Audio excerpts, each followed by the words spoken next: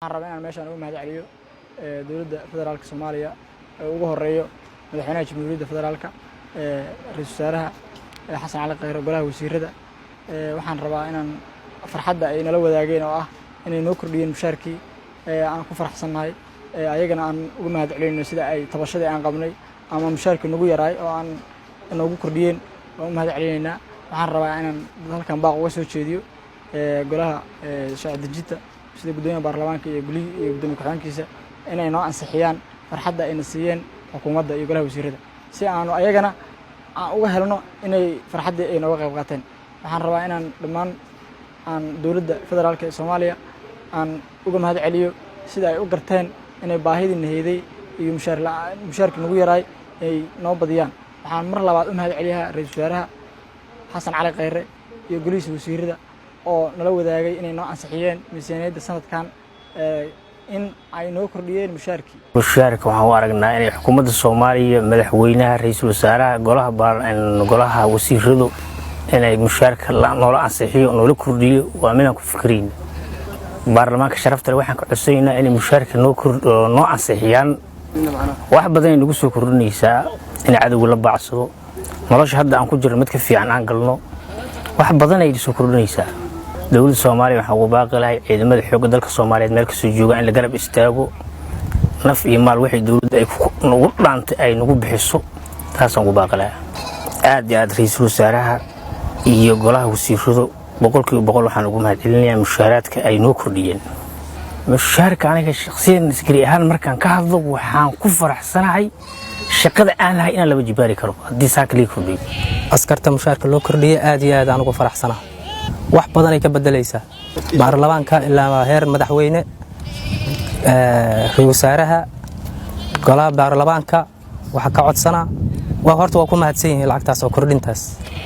qolada baarlamaanka waxaan ka codsanaa wixii macnaha la soo ansixiyay inay ay sii ansixiyaan wax badan ay ka bedelaysaa cadawga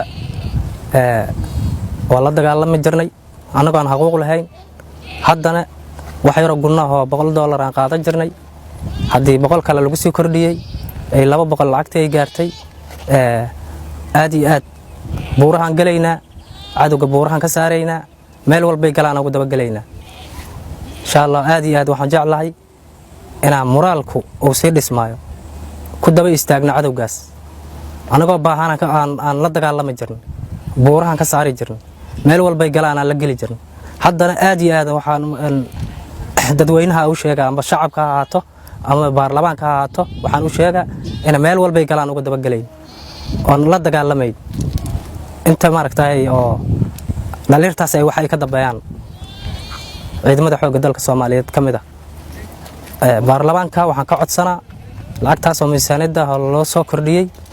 waxaan ka codsanaa inay loo ansixiyaan askar aan ahnay $100 aan qaadan xaasas aan leenahay anoo ku dhaxdayna macnaha ay sheeg wax kasta iska qabsan karaan lacag $100 maanta waa taqaana waxa macnaha ay sheeg ay ku filan tahay ma lahan marka waxaan codsi macnaha u dirayaa golaha baarlamaanka aqalka sare iyo aqalka hoose lacagtaas inay noo meel mariyaan hadda waxaan joognaa furuntii ciidanka difaaca aan joogaa waxaan ugu mahadcelinayaa golaha wasiirada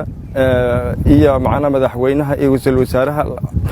ansixinta ay macnaha ay sheeg lacagtaas noo ansixiyaan codsiga kale waxaan u dirnaa baarlamaanka inay lacagtaas ay ku noqdaan shay qalanka noogu duugaan oo si emergency lacagtaas xuquuqda in dalkayna ugu qaadan oo ku helaan awalba macnaha sheeg xuquuqlana shaqayn jirnay lacagtaas aan ku moraal gelinaysa inay wax naga daba dhiganin ciidanka miisaaniyadda loo kordhiyay aad ay u fiican tahay waxayna ku soo ziyaaday xilli laga ilaaliyo in ciidanka musuqmaasuq laga helo askariga maanta lacagtiisa markii u soo dhacayso soo telefoonkiisa ay ugu soo dhici gurigiisa asagoo jooga ay u soo dhici taa iyada naftigeeda ayaa ahayd inta la kordhin karo ay xukuumadda ka fikirtay waxayna sameysay markii koowaad inay mataqaana ciidanka habayso ay nidaamiso aad ayaan ugu mahadcelinayaa xukuumadda iyo ra'iisul wasaaraha waxaan rabaa inaan halkan mahadcelin uga soo jeediyo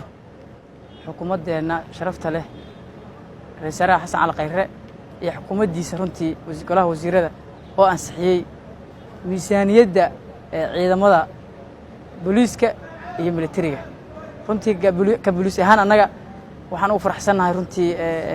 si aan caadi ahayn sababtoo waxay tahay askari booliis ah markii tusaale aan siiyo hal askari booliis ah oo laga yaabo inuu qabo 3 xaas laga yaabo inuu 3 guri oo ijaar ku jiro lacagta uu qaatana $130 ay tahay $30 gram tahay waa dareemi kartaa culays ka imaan kara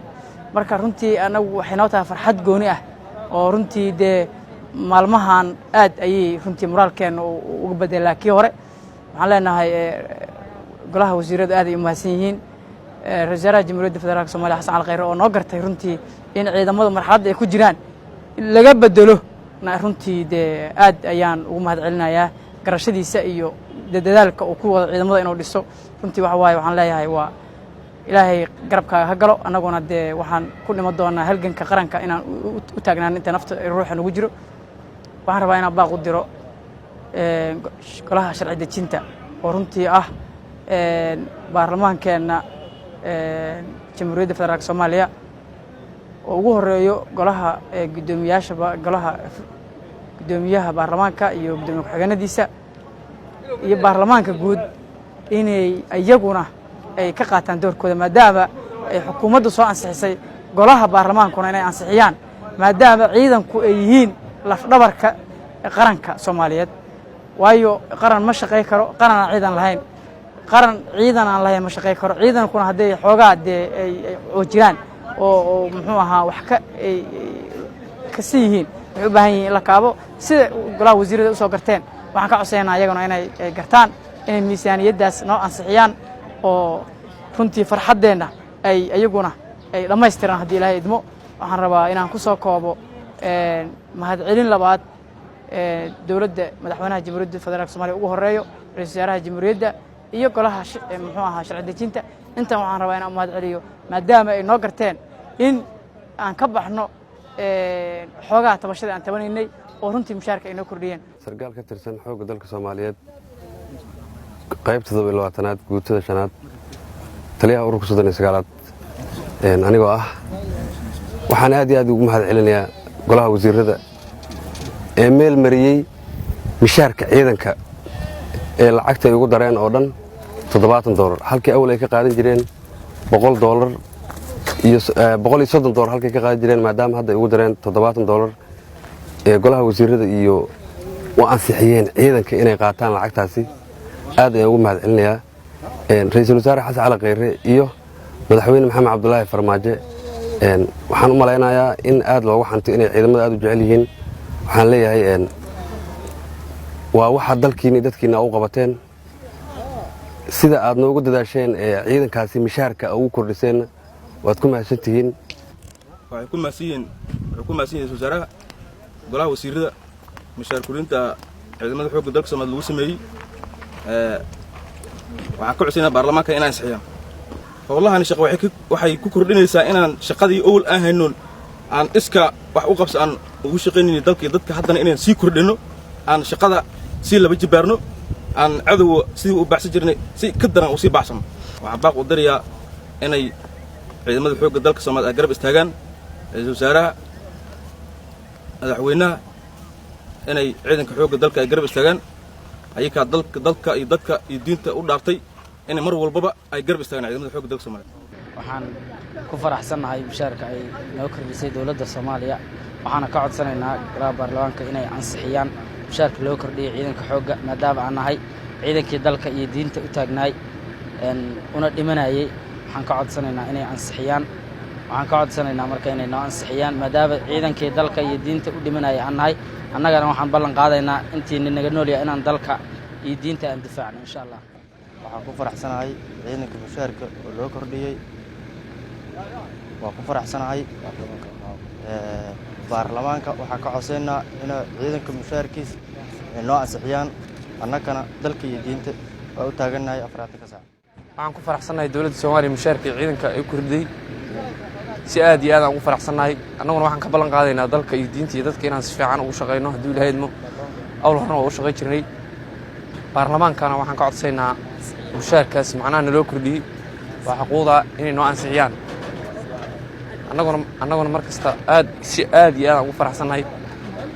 waana u mahad celinaynaa ra'iisul wasaaraha Soomaaliya si aad iyo aad aan ugu mahad celinaynaa waana ku faraxsanahay mushaaraadka loo kordhiyay waxaan ku faraxsanahay mushaaraadka loo kordhiyay